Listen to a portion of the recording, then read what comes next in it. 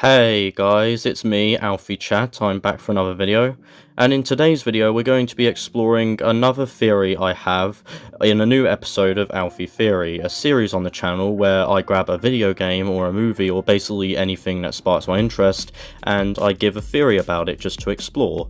And today's video is going to be another special episode of Alfie Theory because just like last year and the year before that, it is Ruby Gillman's anniversary, and this year's anniversary is, well, the 3rd anniversary. But before I get this video started, well, of course, I just want to quickly say something. A large amount of people who watch my content are currently not subscribed, so if you like what you see and you want me to continue making this type of content, then just, well, subscribe, because it's completely free and it helps keep me motivated.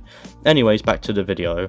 So in today's video, I thought what better way to celebrate Ruby's anniversary than to talk about another theory I have. Now you're probably wondering, oh, what theory do you have on Ruby Gillman this time? Well, this year's theory is going to be quite different, as well, last year I talked about the characters of Ruby Gillman and how, well, or more should I say why, the male Krakens didn't have powers. But in this video I'm going to be talking about the universe of Ruby Gillman as a whole. And you're probably wondering, well, what is there to theorize about? Ruby doesn't have a lot of in-world stuff to theorize about other than, well, the statues. Well, I see your point.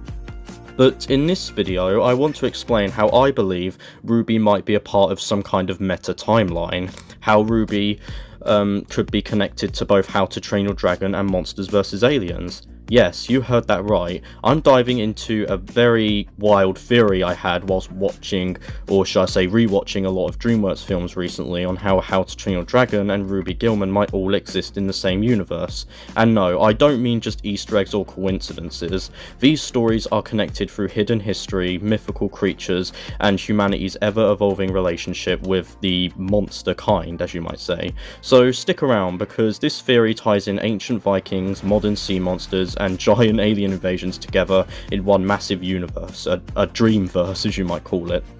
So you're probably wondering, well, if that's the case, then what movie comes first on the timeline? Well, the movie that comes first on the timeline would obviously be, well, How to Train Your Dragon. How to Train Your Dragon is, well, obviously takes place in Viking times.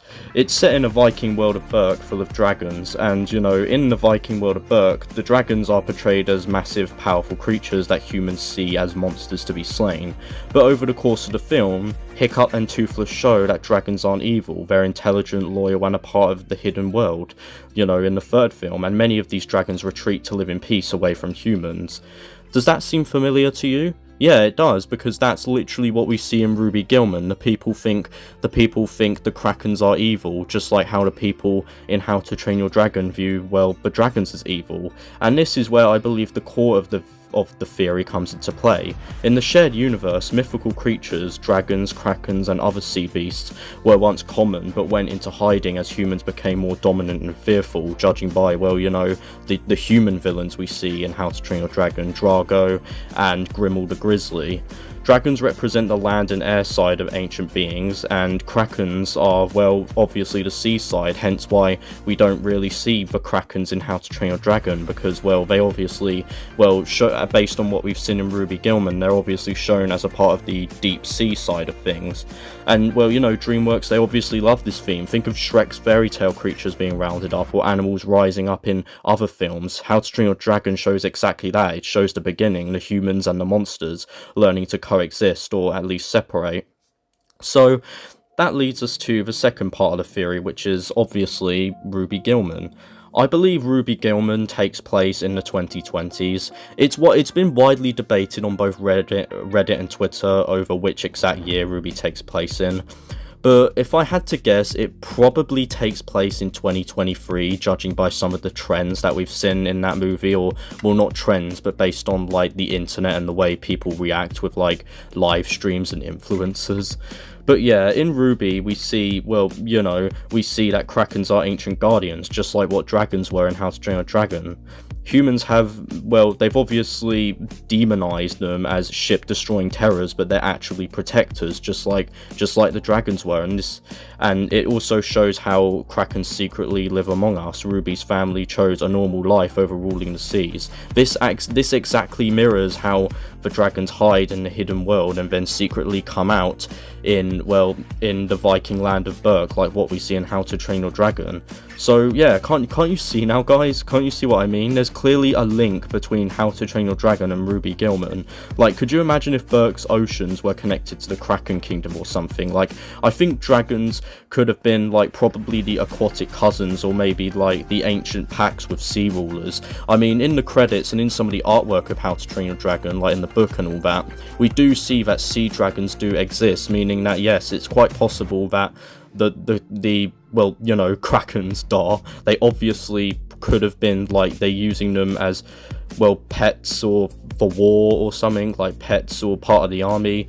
Like, what if like what we did know that, like, well, we do obviously know that there was a war in Ruby Gillman, so what if they actually used some of the sea dragons for war in Ruby Gillman's? Because, like, take a look at the throne rooms. I don't know about you, but some of the statues in Grandmama's throne room, they definitely do look dragony, as you might say.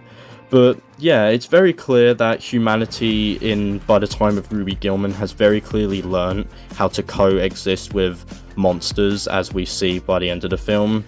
That was until something big forces them to open, and this is where I believe Monsters vs. Aliens come into the timeline.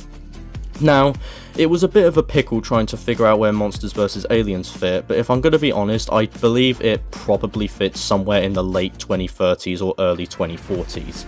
I personally believe this is the case because, well, simply put, we don't see the Krakens or the dragons in Monsters vs. Aliens because, well, I believe Monsters vs. Aliens takes place on another side of the world whilst Ruby and the other Krakens are busy in the, well, you know, the ocean, doing whatever ocean-related stuff they do, and obviously protecting Oceanside. I mean, Krakens and sea monsters were already hiding amongst humans, as in Ruby Gillman, and the alien invasion explains why humans are so quick to label and contain anything monstrous. They've had legends and rare sightings for centuries,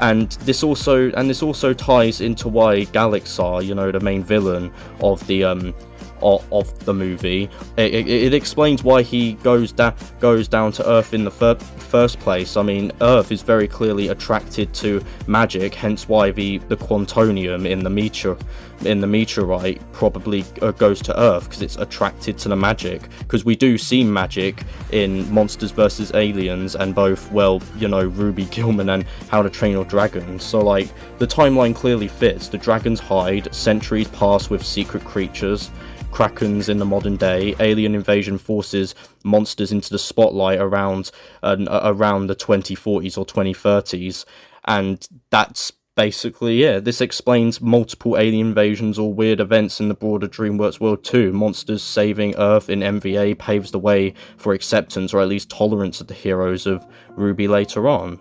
But yeah, I know it's not a perfect timeline, no official canon confirms it, but elegantly it elegantly connects the film without contradictions. So yeah, what do you guys think?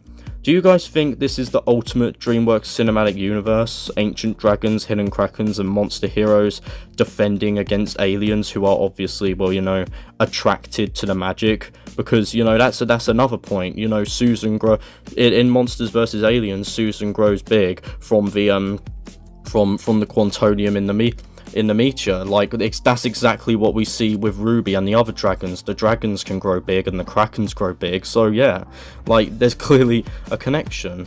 But yeah, that's just what I think, guys. What do you think? Do you think there could be bigger connections here, or do you think there could be, like, or I don't know, do you think maybe other films could be tied into this cinematic universe as well, like Shrek and the Bad Guys? Either way, I hope you enjoyed this. Please like and subscribe, and don't forget to hit that bell, and don't forget to check out my other theories as well.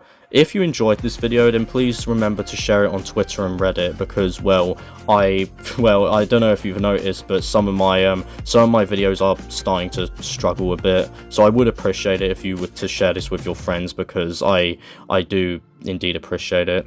But yeah, thank you all so much for watching. Please comment, like, and subscribe, and I'll see you all in the next video. Goodbye, everyone.